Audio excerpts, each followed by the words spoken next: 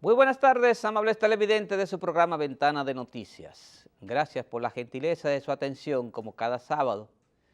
Aquellos que se conectan a través de estos canales 45 y 12 de Teleradio América y los que se conectan a través de www.teleradioamerica.com. Sean todos bienvenidos, Darío Caminero, un servidor, aquí en esta primera entrega de su programa Ventana de Noticias.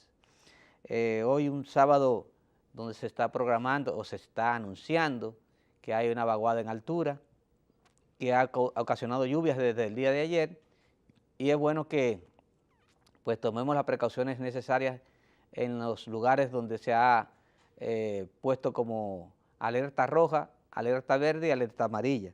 Así que sigan las orientaciones del Consejo Nacional de Meteorología y del COE. Miren, también el tema de los combustibles, pues como cada semana, la gasolina premium se va a vender a 208,30, subió 2 pesos. La gasolina regular 195,20 subió 2 pesos. El gasoil óptimo 157,60 subió 2,50. El gasoil regular 145 subió 3 pesos. El Astur 108,90 subió 3 pesos con 50 centavos. El Kerosene 133 pesos subió 3 pesos. El Furoil 96,05 subió 3 pesos. El GLP 101 pesos subió 2 pesos, y el único que se queda igual es el gas natural vehicular, que se queda congelado. Hemos tenido una semana de un acontecimiento importante que desde hace años se venía a venir, y era una exigencia de toda la sociedad, y era que el Consejo Nacional de la Magistratura, después de deliberar, después de entrevistar y de hacer una selección, luego una preselección y luego una más cerrada para elegir los jueces del Tribunal Superior Electoral y los jueces faltantes de la Suprema Corte de Justicia. Los miembros del Tribunal Constitucional todavía no han fallado en su tiempo, y por lo tanto todavía le queda un buen tiempo a los miembros del Tribunal Constitucional. La presidencia, el Consejo Nacional de la Magistratura, pues seleccionó a Santiago Salvador Sosa, a Ramón Aristides Madera, a Rafaelina Peralta y a Cristian Perdomo. Esos son los titulares, los jueces titulares del Tribunal Superior Electoral, y los suplentes que seleccionados fueron Rina A. Díaz, Jorge Eligio Méndez, Rosafiol Dalisa Pérez de García, Fernán Leandri Ramos Peralta y Marcos Cruz García. Esos son los suplentes de los titulares. Mientras que de los jueces de la Suprema Corte de Justicia, ahí lo vemos, los miembros esos son los Santiago Salvador Sosa, Ramón Aristides Madera, Rafaelina Peralta y Cristian Perdomo. Los titulares los jueces de la Suprema Corte de Justicia son Manuel Alexis Rí, Pilar Jiménez y Blas Rafael Fernández Gómez. Y en la vacante de la Suprema Corte de Justicia para abogados y académicos seleccionados, Moisés Alfredo Ferrer Landrón. Esos son los jueces seleccionados. Ya incluso ayer fueron juramentados y puestos en posesión los jueces seleccionados, con la ausencia de los 2 miembros de la oposición que están en la cuota del Consejo Nacional de la Magistratura. Ellos son Paliza, el senador Paliza, y Josefina Castillo, que son del Partido Revolucionario Dominicano. Ellos asumieron su posición correcta de opositor, de un partido opositor, que cualquiera que seleccionaran ahí, como quieran, iban a oponerse, porque esa es su rol. E incluso no fueron a la toma de posesión ni a la juramentación de los jueces seleccionados.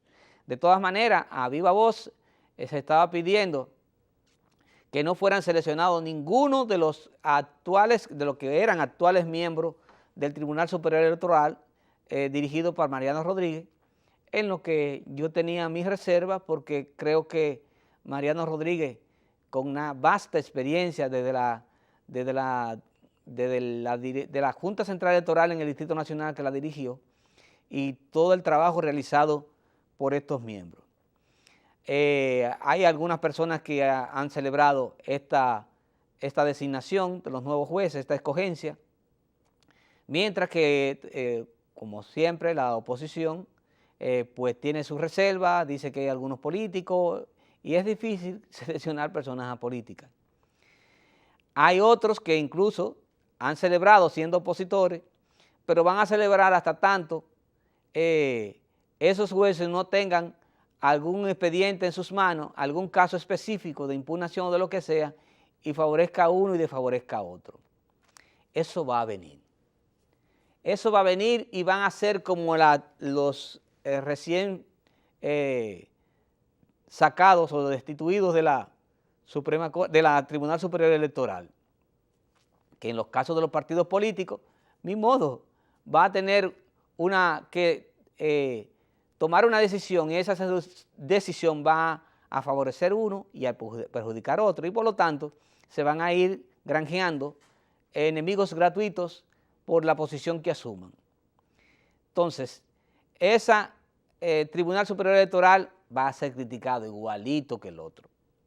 Conocemos que somos dominicanos, conocemos que tenemos esa tendencia a oponernos a las cosas.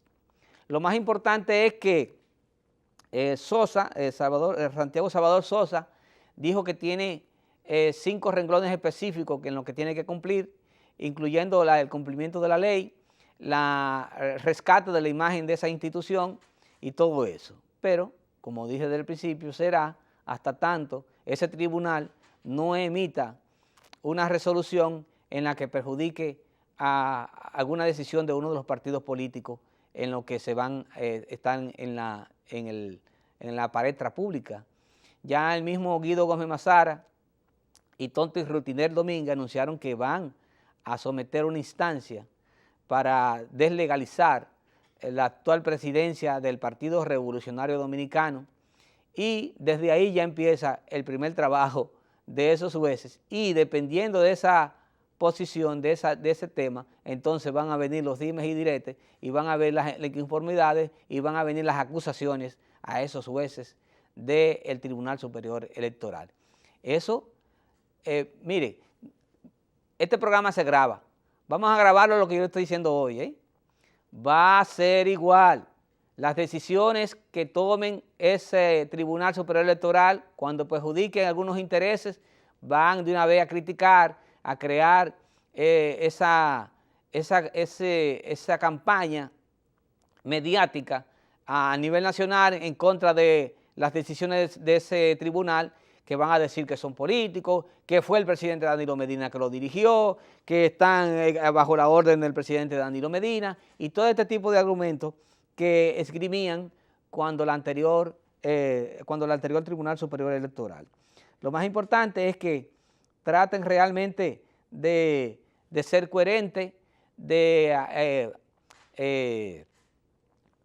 hacer valer derechos a través de lo que es la ley, el cumplimiento de la ley y la Constitución de la República. Eso es lo más importante, que no se dejen llevar de presión mediática, de presión social, porque los jueces hablan por sentencia.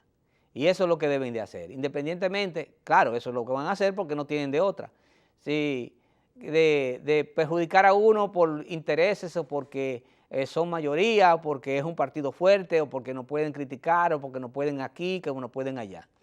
El Tribunal Superior Electoral debe ponerse la venda de la justicia y a ciega y actuar en consonancia con lo que son las leyes de la República y también lo que son la composición estatutaria y legal de cada uno de los partidos políticos. Eso es lo que debe asumir pues el Tribunal Superior Electoral, y me he tomado tiempo para decirlo porque yo sé lo que viene. Yo sé lo que viene con relación a lo que es el Tribunal Superior Electoral. Otro tema importantísimo fue el éxito contundente de la Marcha Verde, en la que siempre he dicho que estoy de acuerdo con el fondo, pero no con la forma, porque esto crea una presión hacia el gobierno, hacia las instituciones estatales, para que puedan actuar apegadas a la ética, apegadas a lo que es lo correcto, apegado a lo que son los principios, apegado a lo que es la Constitución de la República y para lo cual asumen esas funciones en el Estado. Creo que la Marcha Verde ejerce esa función y qué bueno. Lo único malo que yo siempre he criticado, que cuáles son los que encabezan esa Marcha Verde. Esa Marcha Verde, ahí los que más figuran son Luis Abinader, que ustedes siempre lo verán de verde en esa marcha, Milagros Ortiz Bosch, está Guillermo Moreno, Ninú Tavares Mirabal, y como siempre ahora vestido de vaquero, el general retirado Percival Peña, que en consonancia de lo que pide la Marcha Verde, que es la renuncia del presidente de la República, o que sea sometido a la justicia el presidente de la República y otras figuras, como el presidente del Senado, Reinaldo Pared Pérez, Hipólito Mejía, entonces vemos que personas como Percival Peña, que es una figura que ya conocemos, que protegió a su hijo, esté hablando de que el presidente tiene que renunciar lo más rápido posible porque se le va a poner peor la cosa, a menos que él cree un grupo de vaqueros y trate de asaltar el Estado de la única manera. Porque ¿cómo es posible que un presidente electo constitucionalmente usted le va a pedir la renuncia? Cuando el 90% de las encuestas que se hicieron cuando en principio se hizo el manifiesto de los intelectuales, no estaban de acuerdo con la renuncia del presidente de la República, sino que cumpliera su mandato correctamente como debe ser, y se visualizó ahí lo que era la carga política y el objetivo específico de algunos integrantes de la Marcha Verde. Digo algunos integrantes porque realmente no son todos. Hay muchos que cumplen sus objetivos y que son realmente sinceros y que están también dentro de los nombres de la Marcha Verde. Entonces, eso de pedir la renuncia del presidente de la República no lo van a lograr, esa es una. Y segundo, es inconstitucional.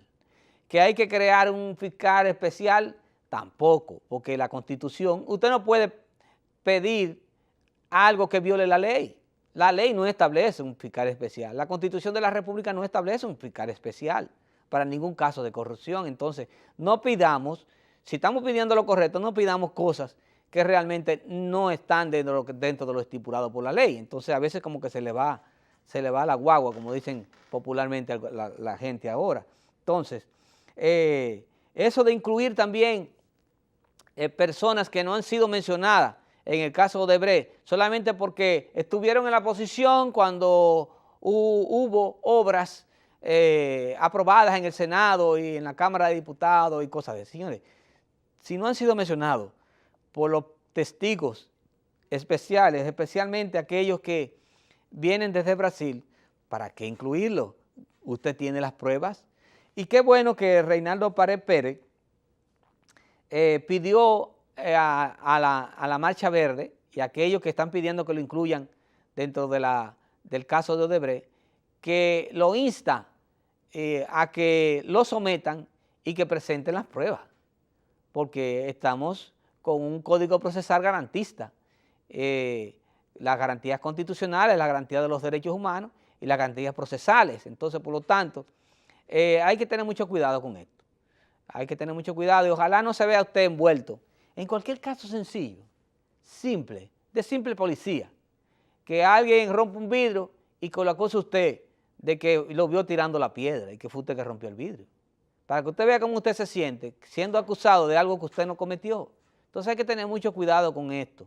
Hay que tener mucho cuidado, claro, si tienen la prueba, si tienen las evidencias, pues constitúyanse y sometan ante la Procuraduría General de la República, incluso ante los organismos incluso del civil, si es posible, procesal civil, y sometan a esas personas que ustedes consideran que son corruptos.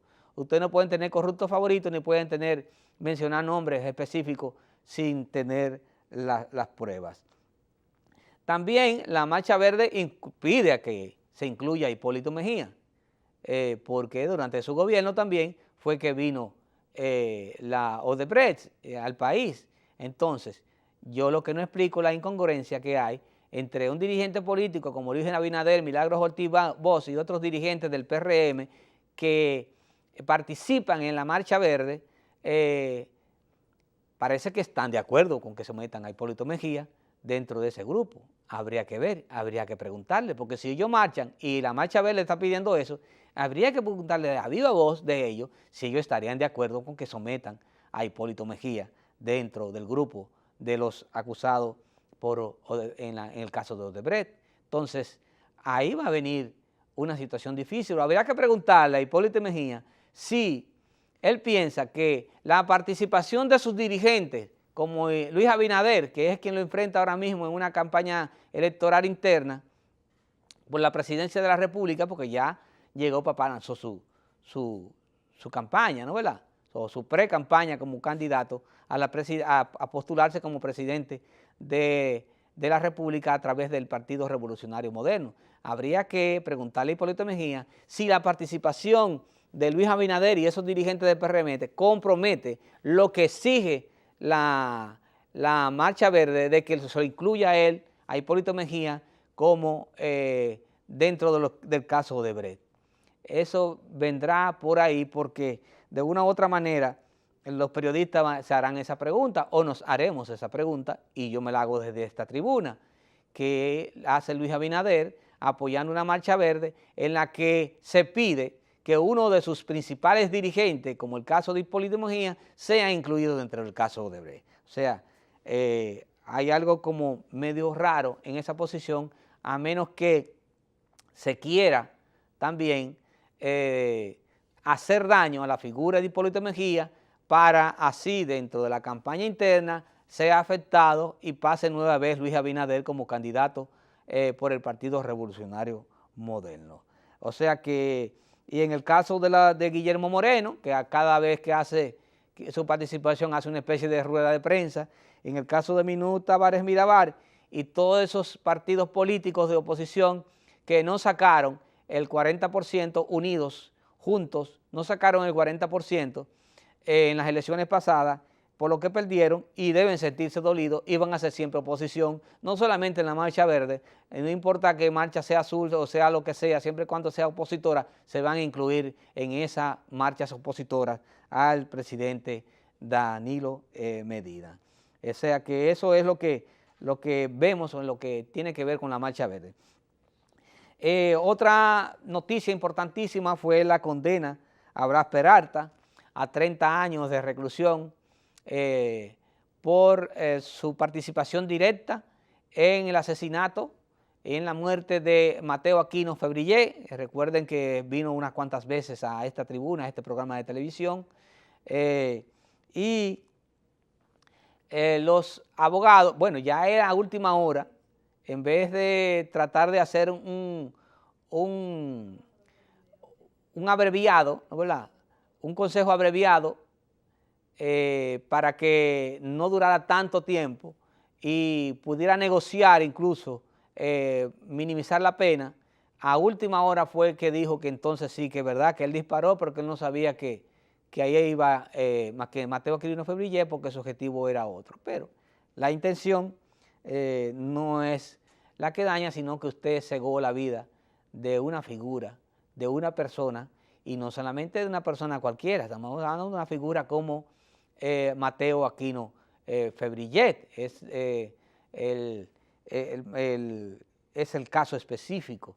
Y la herida a la secretaria de Mateo Aquino Febrillé, quien se denunció incluso que se recibió $1 millón de pesos para que no se constituyera en parte civil y no diera testimonio ni participara en el juicio, pero de nada le valió, tampoco que retirara el principal acusador a quien iba dirigida esas balas, que también retiró la querella contra el señor Blas Peralta.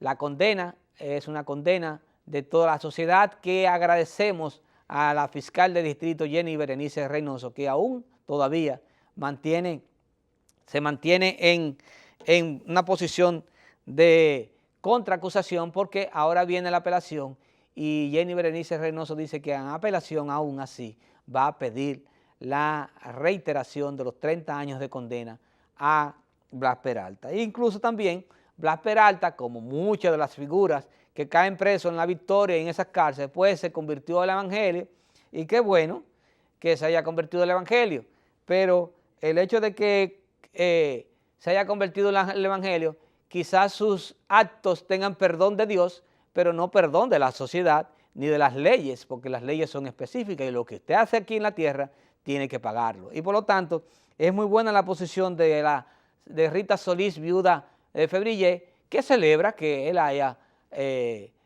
recibido el evangelio y convertido, y que ojalá sea sincero y que esa conversión sea sincera, pero que ese hecho no le quita los 30 años que le fue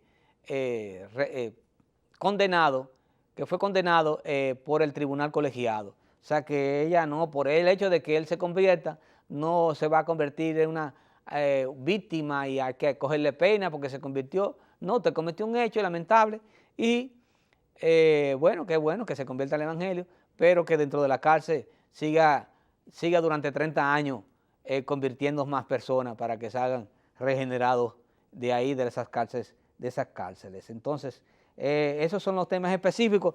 Yo quiero hablar por último del plan de regularización del gobierno. Un plan que duró mucho tiempo para su puesta en ejecución, se puso en ejecución, entraron dentro de ese sistema y le fueron entregados incluso sus carnés de regularizado a miles de haitianos y de personas extranjeras, no solamente de los haitianos, sino españoles y de todas las denominaciones, italianos y chinos, japoneses, que fueron regularizados. Pero eso no ha evitado la invasión que continúa en la República Dominicana. Y por lo tanto, el gobierno debe cerrar por completo la frontera de la República Dominicana. No podemos seguir permitiendo la invasión pacífica de los haitianos. Todo el que entra, que cumpla con la ley. El que no, hay que repatriarlo para su país. Nosotros no podemos continuar con esta constante y molestosa denuncia de los haitianos, y más ahora que ellos están cometiendo atropelías, están cometiendo cosas, asesinatos y todo tipo de eventos que llaman la atención de la sociedad. Así que el gobierno, por favor, debe tomar carta en estos asuntos y bloquear totalmente la frontera para evitar este trasiego constante de haitianos hacia la República Dominicana. Hasta aquí nuestro comentario, gracias por la gentileza de su atención. Esta primera sesión ha terminado, pero recuérdense que tenemos las sesiones habituales, tenemos a Rocío Díaz Pichardo con su actualidad en informática y tenemos a Julio Caminero con su análisis económico, así que no se vaya que en breve regresamos.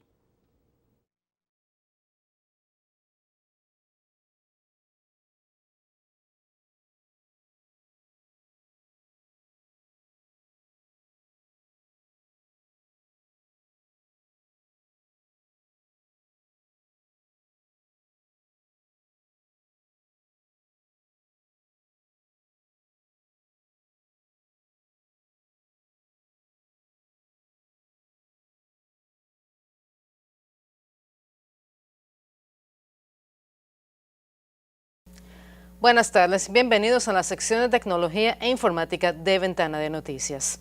Ustedes ya saben que el concepto de vehículos inteligentes es una tendencia y básicamente esto se refiere a vehículos que están conectados con el usuario a través de una aplicación donde se recibe información básica acerca de algunas características y algunos medidores que pueden indicar, por ejemplo, el estado del motor y algunos otros componentes.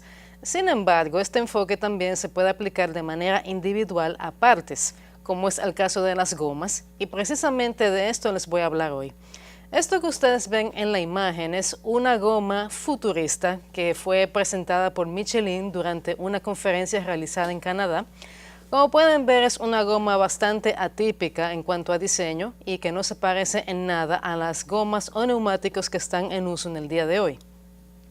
Para empezar, Estas gomas no requieren de aire para funcionar y esto de por sí es una gran ventaja porque significa que lo que viene siendo gomas pinchadas o desinfladas o que explotan por un exceso de presión o de aire o de velocidad será algo que pasará a la historia. Y también pueden ver que tiene un diseño como hueco, como si fuese apanalado. Esto es a propósito y lo que hace es un biomimetismo, en el sentido de que está imitando estructuras que se encuentran en la naturaleza. A modo de ejemplo les puedo mencionar los corales y también los alvéolos pulmonares. Este es un diseño que lo que hace es que aporta fortaleza, pero también por medio de uso de materiales como esos aquí, que son materiales naturales, orgánicos, como bambú, plástico, restos de madera y así, el resultado es una goma que es más liviana que lo tradicional y que además es biodegradable de principio a fin. Con esto quiero decir que hay un enfoque de recolectar materiales que quizás son desechos, ya les puse el ejemplo de madera desechada, se utiliza, se reconvierte en estas gomas y ya cuando la goma haya terminado sus días útiles, pues como tal también se puede reciclar. Esto lo que busca es también aportar un enfoque sostenible, porque ustedes saben que ahora mismo es una preocupación que el medio ambiente está quizás en su peor momento y se está buscando la forma creativa de evitar que sucedan cosas peores. Continuando con estas gomas, quizás lo más interesante es que las bandas de rodamiento, que es lo que ustedes ven aquí, y que son los dibujos que tienen las gomas que le permiten lidiar con elementos como agua y fango, se imprimen con una impresora tridimensional. Esto significa que el usuario va a tener una aplicación donde a través de los sensores que tienen estas gomas se le va a informar cuál es el estado de estos dibujos y cuando haya que cambiarlo se le va a avisar de manera oportuna. Imprimirlo en una impresora de las que mencioné es bastante fácil y Michelin lo que dice es que en el futuro puede haber unos sitios dedicados exclusivamente a eso. Pero sin duda lo más llamativo es que no necesariamente hay que cambiar esas bandas por un asunto de desgaste. También puede ser que se puedan adaptar en el momento a las condiciones del terreno o quizás también al estilo de manejo de cada persona, porque ustedes saben que no todo el mundo maneja igual y es posible que haya gente que gaste más que otros este tipo de elementos.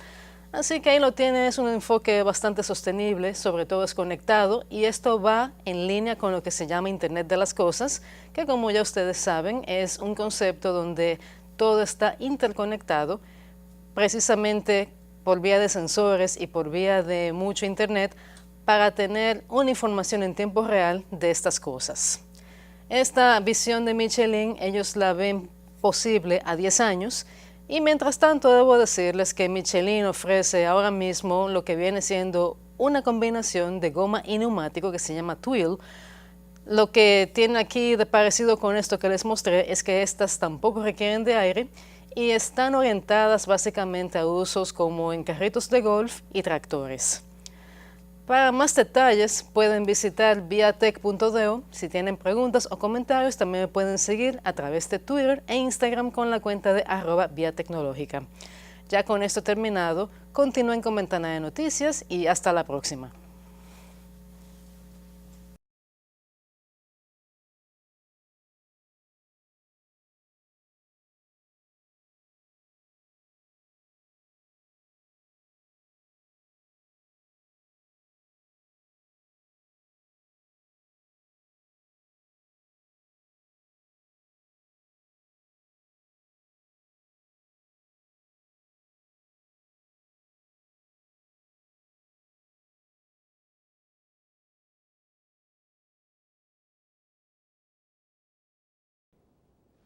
Sean nuestras primeras palabras para felicitar con motivo de su cumpleaños a Jeremy Enrique Caminero.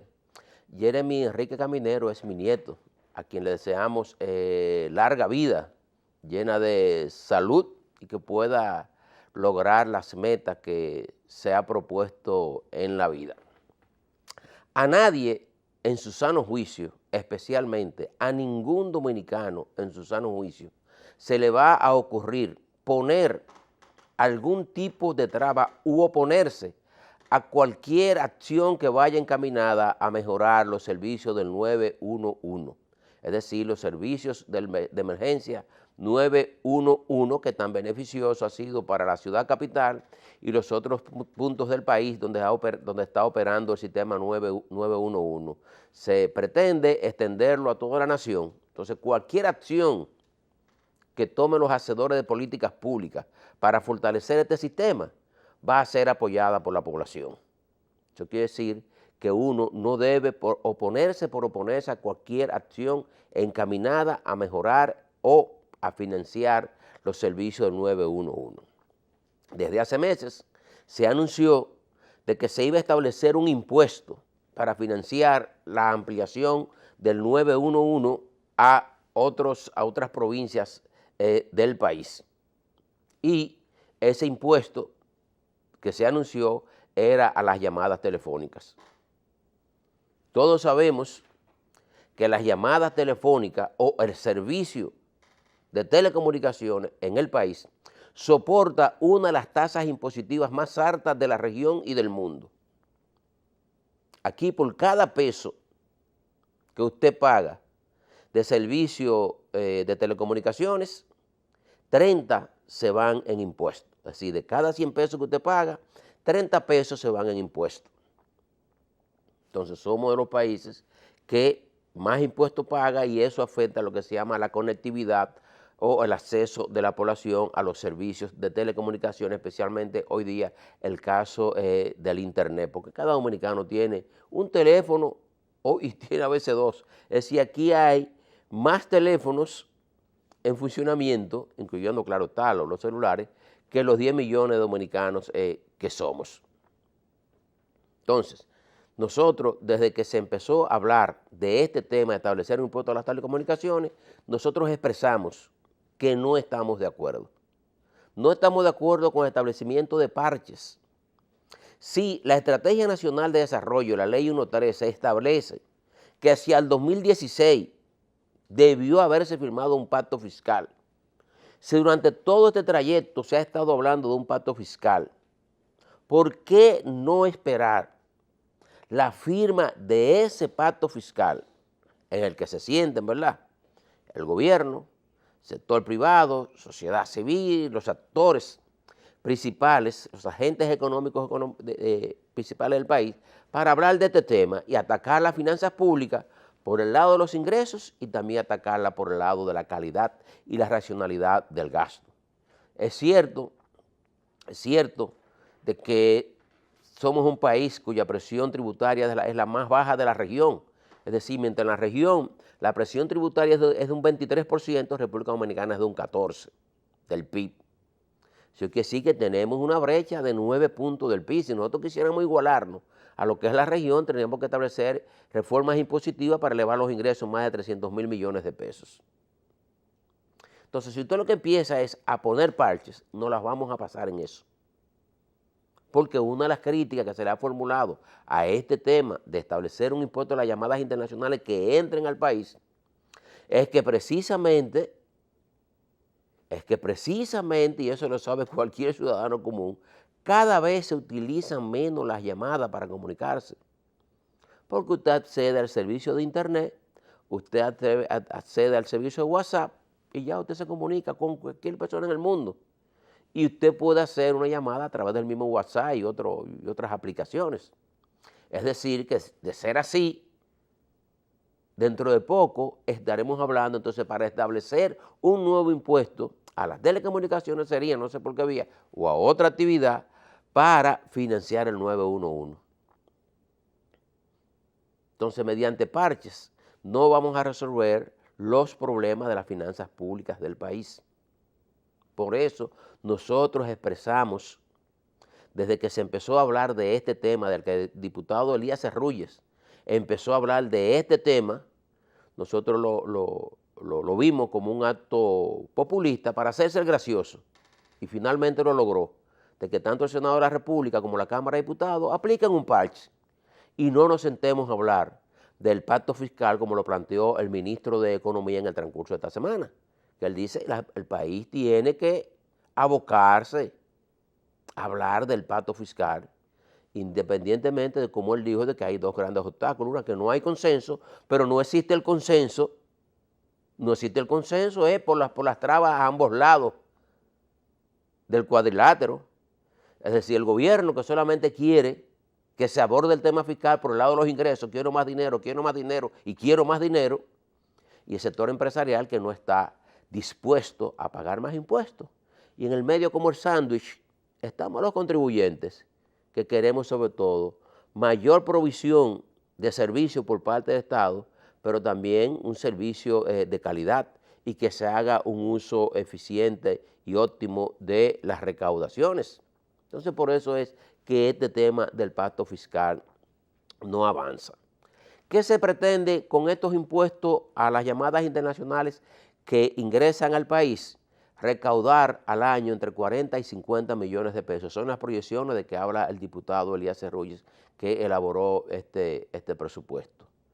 Esta ley establece de que por cada minuto de llamada que entre a un teléfono fijo, se va a pagar el equivalente en pesos dominicanos de 0.012 centavos de dólares. Por cada minuto de llamada internacional que ingrese a un teléfono móvil, se va a pagar 0.028 centavos de dólares. Y se va a pagar 0.025 centavos de dólares por la mensajería proveniente del exterior que ingresen al país. Uno de los argumentos del diputado Eliezer Ruyes, sobre todo, es de que esto no iba a afectar a los dominicanos. Sí los va a afectar y sí nos va a afectar. Todo impuesto que se aplique en un país de alguna manera va a afectar y alguien tendrá que pagarlo. Hoy nosotros no tenemos 1 millón de dominicanos, más de 1 millón de dominicanos en el exterior. O sea, ¿cuántos dominicanos tenemos nosotros en Estados Unidos? Por lo menos, si queremos verlo de esa manera, se reduce el bla, bla, bla. Porque si usted por cada llamada que haga se le va a aplicar un impuesto a cada minuto que usted habla, entonces usted reduce el número de llamadas a sus familiares. Eso de hecho afecta la parte emotiva, la parte emocional. Eso puede jugar un papel importante. Pero también va a haber limitaciones por el área de los negocios. O sea, cada empresa internacional que decida realizar una llamada o enviar un texto al país que tenga que pagar más impuestos, eso lo toma en consideración a la hora de tomar sus decisiones. ¿Cómo se va a decir que eso no se va a pagar? Sí se va a pagar. Y no solamente puede ser, como digo yo, reducir el bla, bla, bla, que a lo mejor eso que paga de impuestos por llamadas, por cada minuto que llama al país, es $1 menos que le envía a sus familiares.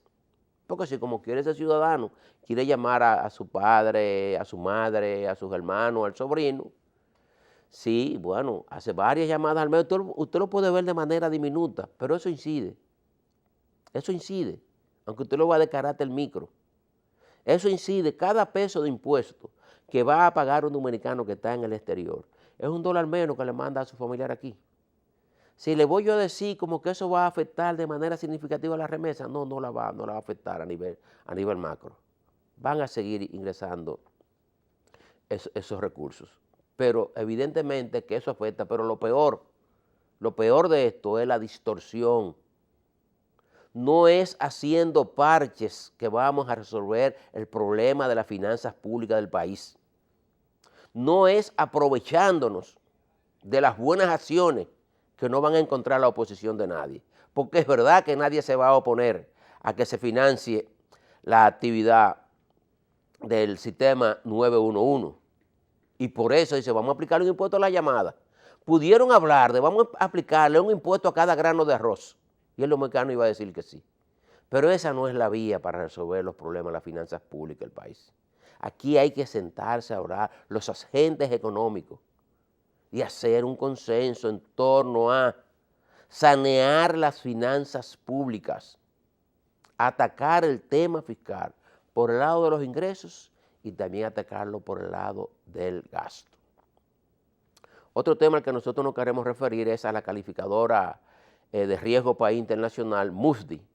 Esta empresa calificadora acaba de emitir un comunicado en el que mejora la calificación riesgo del país y eso es favorable para la economía dominicana porque eso se refleja en que si tenemos que salir y vamos a seguir saliendo a buscar fondos en los mercados internacionales, vamos a obtener mejor tasas de interés y también eso se traduce en un ambiente favorable para la inversión extranjera directa. Se fundamenta este informe de Moody's en el crecimiento de la economía dominicana en los últimos años. Dice que a mediano plazo se va a mantener este crecimiento de la economía dominicana, que este crecimiento se ha traducido en una elevación del ingreso per cápita de los dominicanos, de acuerdo con Moody's, de que este ha sido un crecimiento con creación de empleo, de acuerdo con Moody's, y también entiende esta firme calificadora de riesgo país internacional de que la amenaza externa a la economía dominicana ha menguado por la baja de los precios del petróleo en los mercados internacionales, por la mejoría que ha significado en el déficit de la cuenta corriente de la balanza de pagos de apenas 1.4% del PIB, por el creciente número de turistas que llega al país, que ya son más de 6 millones de turistas que están ingresando a la economía dominicana, y por el tema de las remesas que han seguido en aumento. Repetimos, este es un informe favorable para la economía dominicana, el hecho de que tanto Moody's como otra calificadora de riesgo país hayan emitido en los últimos 5 o 6 meses informes favorables a la economía dominicana y expectativa de que se va a mantener la estabilidad macroeconómica a mediano plazo. Un tercer tema que nosotros queremos abordar con ustedes es el tema de los apagones, el cuento de nunca acabar. Los apagones se están haciendo cada día más frecuentes y más prolongados. Ya la población, ya los comerciantes están hablando de que estos apagones le están provocando pérdida por aproximadamente el 30% de sus inventarios, es decir, los embutidos y todo lo que necesite estar refrigerado se le pierde. También tiene que cerrar más temprano sus negocios como consecuencia de los apagones, y entonces ha habido opiniones encontradas. Por un lado dice el sector oficial de que se trata de un tema de mantenimiento de plantas que están provocando estos apagones, y por otro lado entonces el vicepresidente ejecutivo de la Asociación Dominicana de la Industria Eléctrica, Manuel Cabral, dice que los apagones no es por falta de generación de energía, sino que dice la ADIE de que la generación de energía en el periodo enero-abril de este año fue de 5.268 gigavatios, mientras que la demanda fue de 4.670 gigavatios para un margen favorable de 597 gigas. Dice la ADIA de que en el primer trimestre de marzo de este año, en el periodo enero-marzo de 2017, el gobierno se ahorró o tuvo un margen favorable de un 158% en la compra y venta de energía como consecuencia de la reducción del precio del petróleo. Ahora bien, ese margen favorable no se ha traducido en una reducción del precio de la tarifa eléctrica para la población, y como es natural, cita la ADIA de que el principal problema del sector eléctrico es el tema del subsidio. Solamente para este año se estarán destinados en subsidio al sector eléctrico 31.400 millones de pesos, alrededor de unos 600 y tantos millones de dólares. Entonces, mientras no se cobre el 30% de la energía que se sirve, no es verdad que habrá solución al tema eléctrico en el país. Mientras tanto, aspiramos a que se reduzcan los apagones, a que se reduzca. Ya hay gente que ha tenido problemas con sus inversores y con sus baterías. Se hace un gasto doble que tenemos que hacer. Generalmente lo que estamos ubicados en ese rango de lo que se llama clase media, de tener que pagar un servicio de energía, aparte de eso, tener un inversor y 4 o 6 baterías, tenerlas que comprar cada 2 o 3 años para poder disfrutar de energía. Nos vemos el próximo sábado en su programa Ventana de Noticias.